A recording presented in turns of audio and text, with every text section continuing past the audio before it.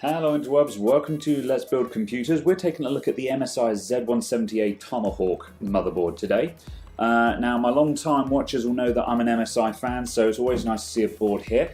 I'm quite interested to see this one because MSI's offering for the Z170A chipset has been, it's not that it's been a poor offering, but they have lacked a decent motherboard at the about £100 marker.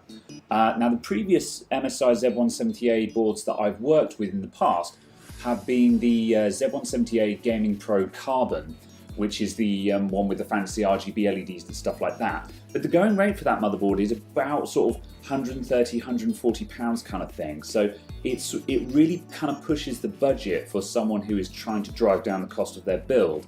Whereas it's always more than possible to get a decent motherboard for around about £100 if you shop about.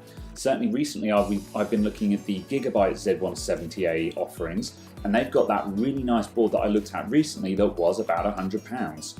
However, now they've come out with the Tomahawk and also a couple of other lower motherboards that sit at the £100 marker but are still gaming spec motherboards. Now by gaming spec I mean it doesn't look crap, because they have got plenty of sub £100 Z170A boards, but they all kind of look a bit Fisher Price. They've got the, well, not Fisher Price, but they're just not interesting. They don't have the gaming stripes and stuff like that.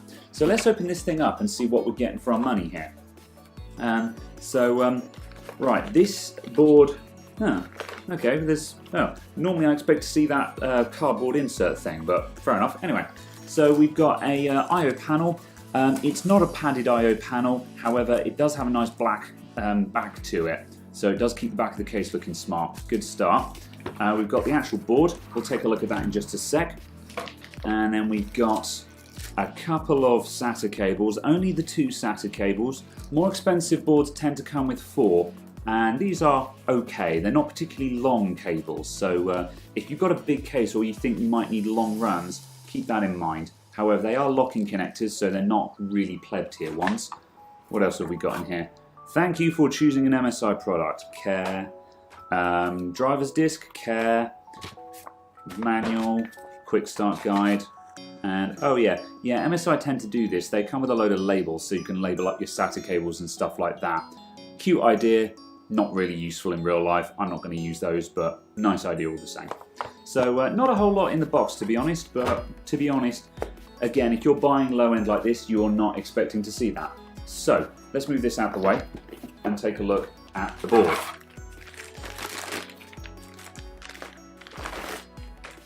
Okay. So, first impressions, this thing looks really nice. It is very similar to the Gaming Carbon, which is the one with the RGB LEDs on it. However, this one just doesn't have the RGB LEDs. So if you want lots of pretty lights and things like that, you should probably spend a little bit extra on the RGB, or maybe that Gigabyte that I was talking about previously. However, that's not essential. So, however, what we do have is we've got the nice brushed aluminium heatsinks with the gaming red on it. Again, following that current trendy fashion of a black and red look. I really like the design that MSI do with all these painted circuits and stuff like that. I mean, obviously this is all guff. That's not even where the traces go on the board. There are traces along here, but the painted design doesn't follow them in the slightest. But it looks pretty. And of course, that is what matters the most. So in terms of feature sets, obviously because we've got the Z170A chipset on here, we do all have all the normal refinements that comes with. So that's USB 3.1, USB 3 everywhere else, except for those fellas. I'm not sure if those USB 3 or not. Right, yeah, I've just checked the manual. That's confirmed. These are USB 2 ports. So we've got 4 USB 3 ports at the back, but these fellas are USB 2s. So obviously, your mouse and your keyboard are probably going to be plugging in there, and your mouse and keyboard, you don't need USB 3 power for that, so it's not the end of the world. However, other boards like the Gigabyte one will give you full USB 3 at the back, so disappointing but not a deal breaker. I'm not going to really hold it to that, but it would be kind of nice. We do also have a CMOS reset button at the back. Those are kind of useful as well, just so if you are messing around with your overclocking, and you brick it, you can hit that reset at the back without having to open everything up and fumble around for the CMOS reset, which tends to move around to who knows where on any modern board. So this one, interestingly, actually has some classic PCI slots on it. So if you're upgrading from an older computer and you've got an old wireless card or an old sound card, such as a Creative Sound Blaster or something like that, this one will actually take your legacy cards. So that is a nice touch there. Not essential, but a nice touch. We've also got two PCI Express slots. This one's a full 16, this one's an 8 times, but that doesn't matter. Plugging your graphics card into an 8 times slot won't make the slightest difference, so we're not fussed there. So, the rest of it, obviously we've got all solid caps all over. They're nice black ones as well, which is pretty cool. Haven't seen those in a while. In terms of other features, we have got a 4-pin connector for the CPU. We lack a CPU, oh no, we do have a CPU fan too. That's over there, weirdly enough, so that's a little bit out of place, but whatever. So we've got two 4-pin CPUs, and we've got 1, 2, 3, and we've got 3 4-pin system fans. So we do have 4-pin fans all over, which is good. We do also have debug LEDs, which is handy when you've got problems. And we have 2 USB 3 front connectors here. So you can have up to 4 USB 3 front ports without having to use a lot of exotic internal stuff. So other things that look a little bit out of place here, we've got this connector here.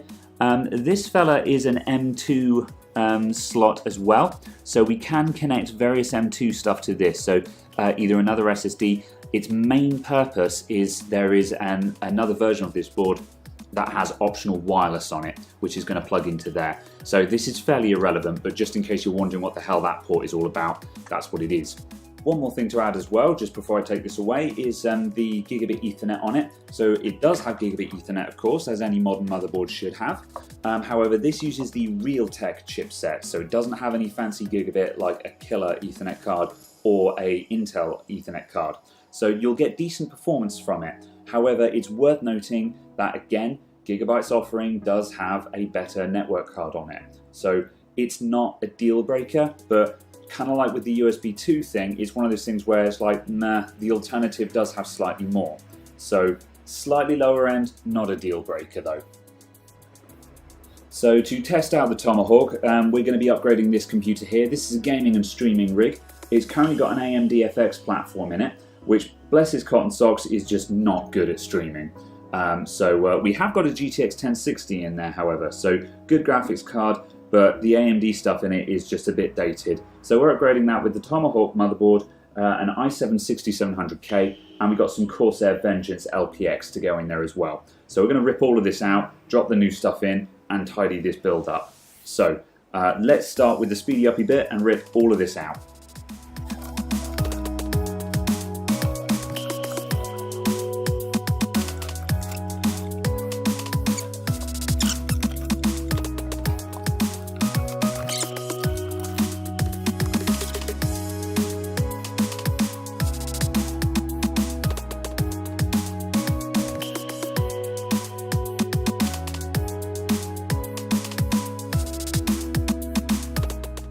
I have very intelligently removed the old motherboard's I/O panel and then put it back in again.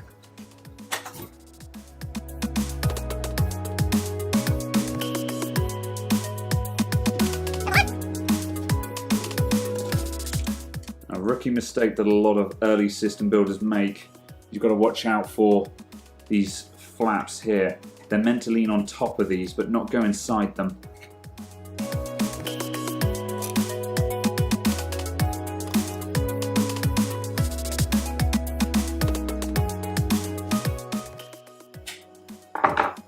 Okay, right, that's our board in place. Now, when I was reviewing the Gigabyte, I complained that it didn't extend quite far enough to reach these end screws here. Whereas this board, the MSI Tomahawk, it does reach, so we have a full 9-point hold down across the board, which is really good. There is no flex on this at all, because it's screwed down at 9 points.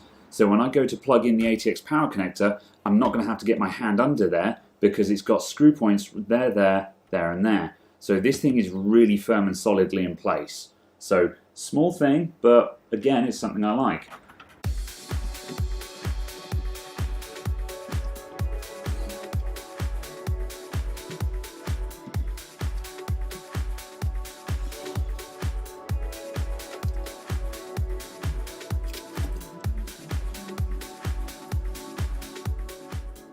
This is a bad habit that quite a few of the motherboards seem to be in right now, is to put this Sysfan 1 right in the middle of nowhere.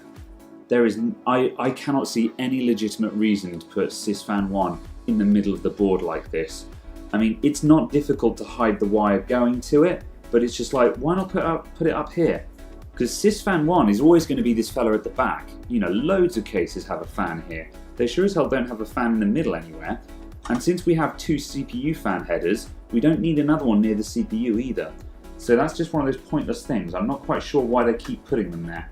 It's not very common, but it's not the first time I've seen a fan out in the middle of nowhere like that.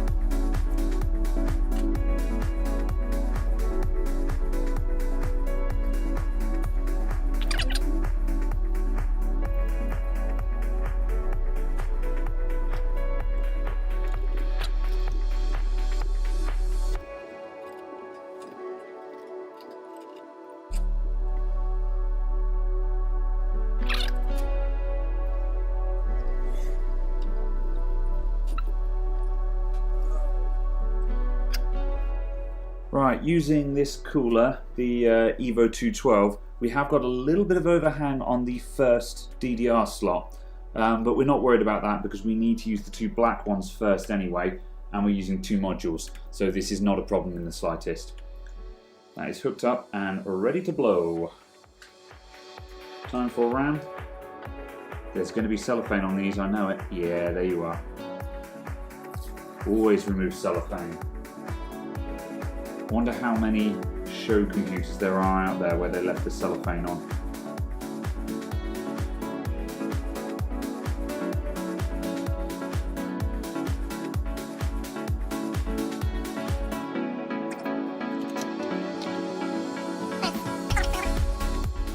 Okay, so we've got this all fitted into this computer now. So notes well fitting. I like the 9-screw hold down that it has. It gives it a really nice firm footing in the case. It didn't actually do me many favours with that ATX power cable in the end anyway, but I still think it's a nice thing to have. And it makes it just look like a more complete board that dominates the case, if you see what I mean. Because the motherboard, in my opinion, is the feature point of the inside of a computer. So having it fill the case as much as possible just makes it look that bit more special, I think. Other remarks, everything was fine really.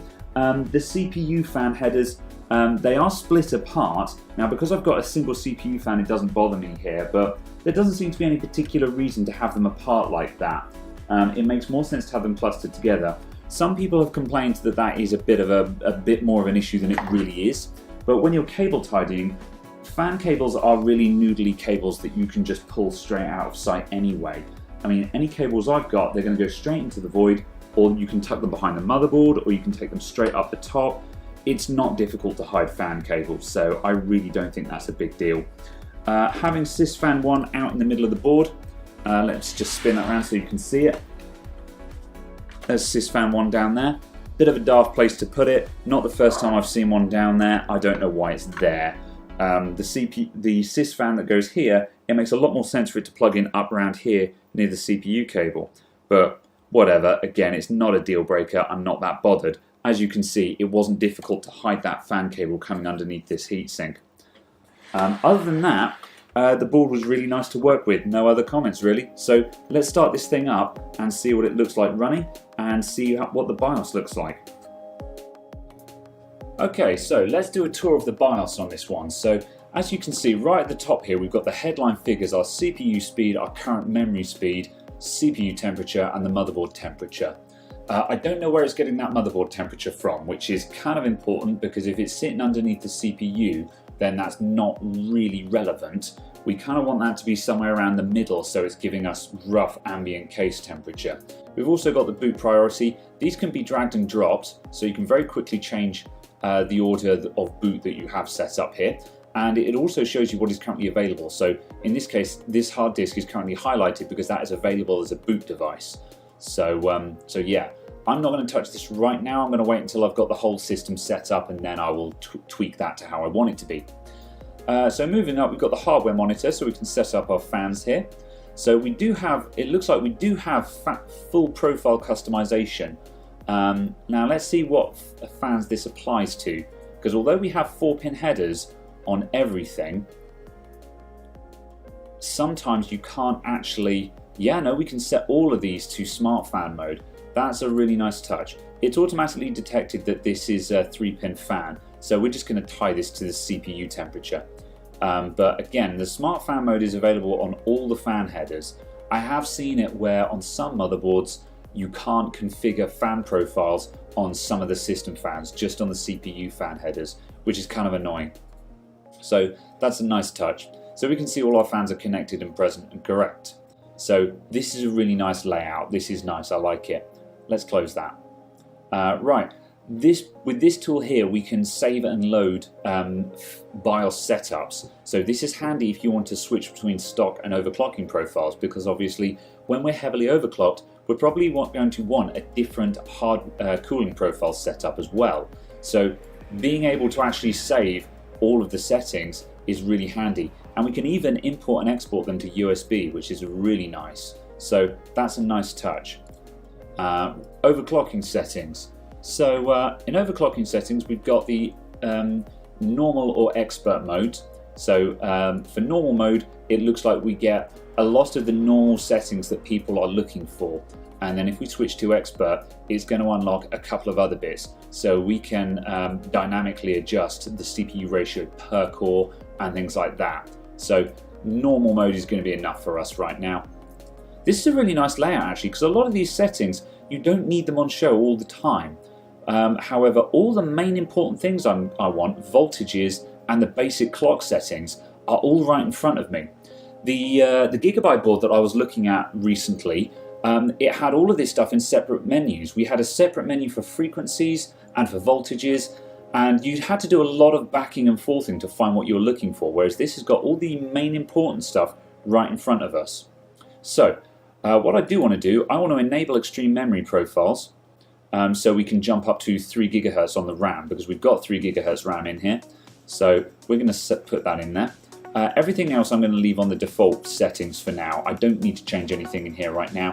An i7-6700K at 4 GHz is plenty for what we're doing. So that's fine. I'm done. We're going to leave there. Now, just before we leave the BIOS, it's worth noting that I have not been able to find any LED controls. Now, just to show you what we're seeing here, if we switch to the detail cam, as you can see, we've got this red glow all around the motherboard. It looks like it's based on, we've got 6 LEDs, 3 down each side, which is giving us not terribly even, but as you can see, just a basic glow from the back of the board. So that looks pretty awesome. It's not superb, however, I was expecting nothing on this board, so it is nice that it's there. However, our audio circuit doesn't seem to be lighting up, so I'm assuming that we don't have the audio circuit LEDs. So that is all you're going to get for lighting on this thing, and I cannot find a setting in the BIOS that allows me to turn that on or off. It's possible that the motherboard software will allow us to change this, but we'll have a look at that later. However, again, this is not the right board if you want something that's got a lot of lights and a lot of flash on it.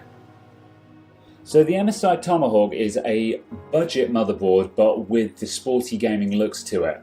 If you're looking for a lot of LEDs and flashing lights, this one probably isn't your cup of tea because it hasn't got much in the way of illumination. However, it does have a really good basic feature set, and it performs admirably well. The Z170 chipset means that it's going to do really well. It's ready for both Skylake and Kaby Lake chipsets, and it will look really pretty in any case.